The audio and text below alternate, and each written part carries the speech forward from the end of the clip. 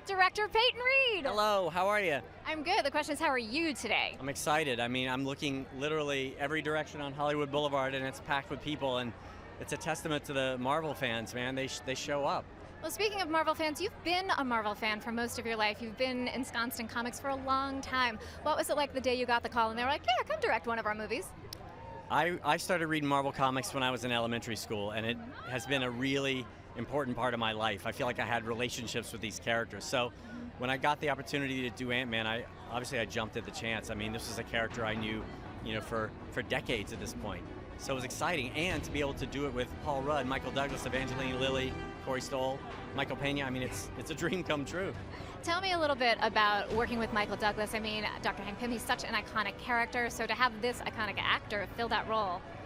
Well, Michael Douglas really is the definition of the word star. I mean, he's amazing, and it was sometimes hard on set because I would get distracted from directing the movie by asking him questions about all his other movies. I mean, I wanted to know everything, but he's fantastic as Hank Pym in Ant-Man, and he's sort of the elder statesman, the mentor, but he's a very conflicted character, and it's interesting to watch him in the movie.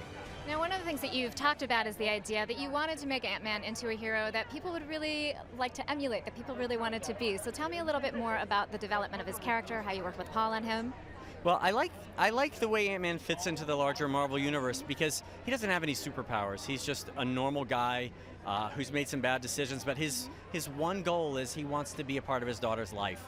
And I thought that was a really cool kind of intimate play on the Marvel movie. So he's very relatable in that way, and I think it's what makes the movie so different. Yeah, and he's not the only father-daughter relationship, of course. Evangeline Lilly and right. Michael Douglas's characters have a little going on there. Yeah, the movie really has at its center these dual father-daughter stories, and both men have sort of estranged relationships with their daughters. And it's important that they repair those relationships in order to pull off this heist, particularly with Hank Pym and his daughter Hope. They're not going to succeed unless they repair what's going on with themselves. No, I have to ask you about the scenes with Michael Pena and the rest of the gang as they were planning the heist. They were so funny. What was it like shooting those? Did you keep a straight face?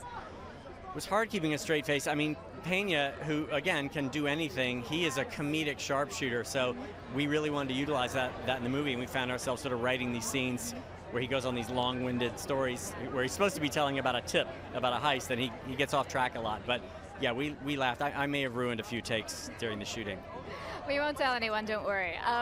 And as far as, Adam McKay is one of your writers, Paul Rudd, one of the writers. Yeah. They've done a lot of movies where there's been a lot of improv. Was there improv on set? Was it a really locked script?